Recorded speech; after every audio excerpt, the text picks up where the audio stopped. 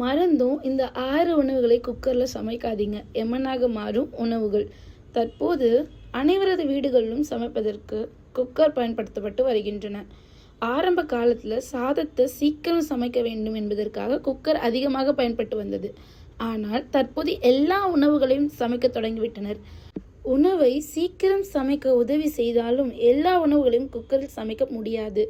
ஏனெனில் சில பொருட்களை குக்கரில் வேக வைக்கும் போது அந்த உணவுப் பொருட்கள் உள்ள சத்துக்கள் அனைத்துமே அழிந்துவிடும்.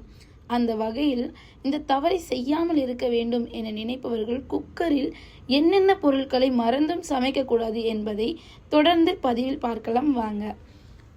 பால் போட்டு சமைக்கும் உணவுகளை குக்கரில் சமைக்கக்கூடாது. இதனால் சுவையில் மாற்றம் ஏற்படுவதுடன் உணவு திரிந்து போனது போன்று இருக்கும். உதாரணமாக கிரீம், சீஸ், குளிர்ச்சியான பால் பொருட்களை குக்கரில் போட்டு சமைக்கக்கூடாது என கூறப்படுகின்றது. பாஸ்தா போன்ற உணவுகளை குக்கரில் சமைப்பதை தவிர்க்க வேண்டும்.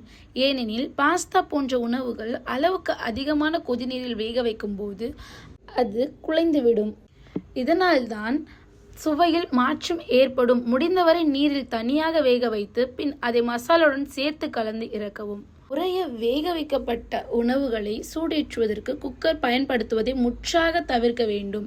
ஏனெனில் ஏற்கனவே வேக வைத்த உணவுகளை மீண்டும் குக்கரில் வேக வைக்கும் போது உணவின் சில பகுதிகள் அதிகமாக வெந்தோ பிறகு சரியாக வேகாமலோ போகலாம். குக்கரில் சமைக்கக்கூடாத உணவுகளில் கீரை, கோஸ், புரோக்கோலி போன்ற பச்சை இலைகளை காய்கறி வகைகளும் உள்ளடங்கி இருக்கின்றன. பச்சை காய்கறிகள் அதிகமாக வெந்துவிட்டால் அதனை சாப்பிடுவது கஷ்டமாக இருக்கும். இது போன்ற பல தகவல்களை தெரிந்து கொள்வதற்கு சினி ஜங்ஷனை மறக்காமல் சப்ஸ்கிரைப் பண்ணிக்கோங்க. லைக் பண்ணுங்கள், ஷேர் பண்ணுங்கள். கமெண்ட் பாக்ஸில் மறக்காமல் கமெண்ட் பண்ணுங்கள்.